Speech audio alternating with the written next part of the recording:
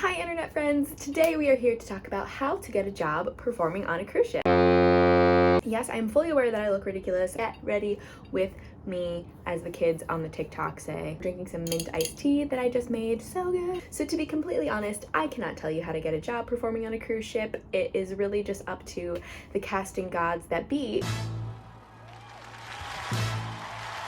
But I can share my experience with you and answer any questions that you might have. I have worked for Celebrity Cruises, Viking, and Virgin Voyages. My audition story goes a little something like this.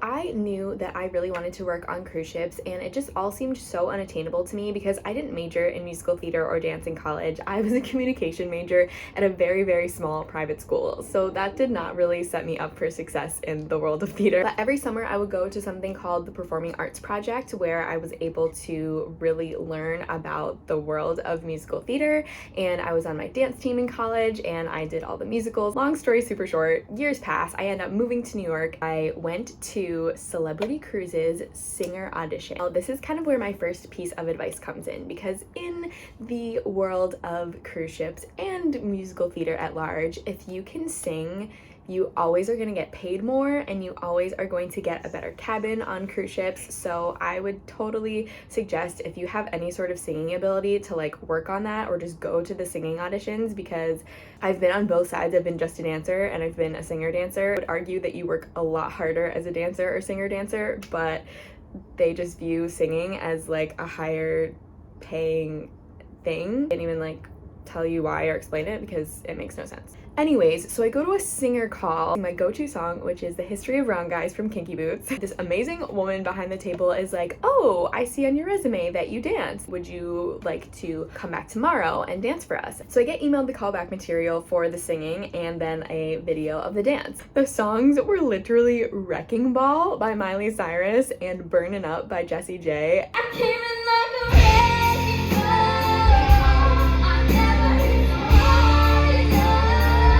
I spend like all day figuring out how I could like fit these songs into my voice. I didn't really have a voice teacher at the time either. They always say stay ready so you don't have to get ready, which is just like the best piece of advice. If you are prepared with someone that you can like call on the fly, or a voice teacher that you can like quickly schedule a lesson with, then you're going to be able to go to those people and they're going to be able to help you out a lot.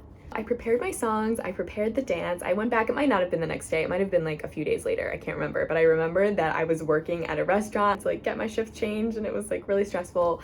Anyways, I go to the audition. It was very weird because I was expecting to dance in a group, but they just had me come in and sing my songs and then just do the dance by myself. They recorded me. I remember the casting director behind the table being like, "Okay, I just need you to like sing this song more confidently, like sexy, think confident, you can do this." And I was like, "Okay."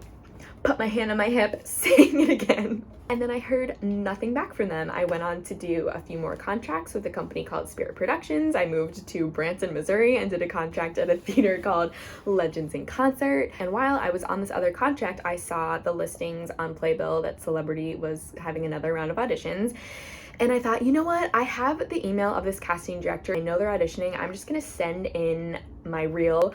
Literally the same day, she emails me back and she's like, "Hey, can you please record these two songs," which was the same callback material, "and can you record this dance?" I sent my materials back, and then the next day I literally got an offer for 2 different ships. I'm so happy that I did, because it led to a long road of work for like 7 years. After I had gone to the celebrity audition and didn't hear anything, I auditioned so much for so many different cruise lines. Some of them I got callbacks, some of them I got cut right away. So I think that my main advice would be just keep trying. Just like any show, it's such a puzzle piece. Some cruise lines are trying to get people to fit into the costumes of the person that was before them. Some cruise lines like Virgin Voyages are looking for like really unique, edgy, crazy hip-hop dancers. You kind of have to just like know what they're looking for and don't give up and keep trying. I've literally just been talking and not getting ready at all. Another way to perform on cruise ships is being a singer in a band. I actually was a venue musician, which was kind of cool. I was dating a guitar player, and then we kind of formed a duo. So I would sing and play my little egg shakers and tambourines, and he would play guitar.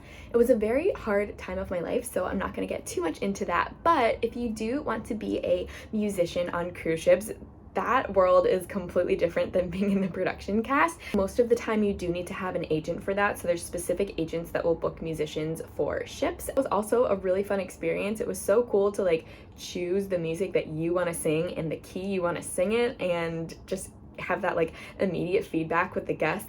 And then when it comes to Virgin Voyages, it was the middle of the pandemic and they were looking for performers slash personalities, and so I submitted for this like random thing, truly no idea what it was, still had no idea what it was after the audition. The audition was so weird. It was about a half an hour process, literally mid-pandemic, so we were still masked, and they flew me to Orlando. It was very strange. I left that audition thinking I definitely didn't get it. I'm just gonna go home and forget about it. And about 6 months after that, I was on a cruise ship with Celebrity and I was not having a good time. This was the first post-pandemic cruise ship. We couldn't get off the ship for 5 months. I was on that ship, did not get off. Just felt like all of the leadership on that ship was not empathetic or kind in any way, so that was really hard. This offer came in from Virgin and I was like, is this from that audition I had 6 months ago? This is crazy. And I thought about it and I was like, you know, I would love to like work in a brand new company, so let's do it. And that is how I became a part of the Happenings cast. And then I really wanted to be in a production show on Virgin, so I had known one of the casting directors at Virgin from Celebrity. So moral of the story there is you never know when you're going to hear back from something, so just because you think that you did really bad in an audition doesn't mean that you didn't get it necessarily. And two, connections are so important, so everywhere you go, your truest and kindest self, and treat people with respect and kindness, because you never know when you're going to see those people down the road again, or when they could offer you a job. Here I am, not ready at all, but I hope that that gave you some insight into what it's like to audition for working on a cruise ship, and I hope you get it if you're out there trying. And if you have any questions, let me know and I'll try to answer them.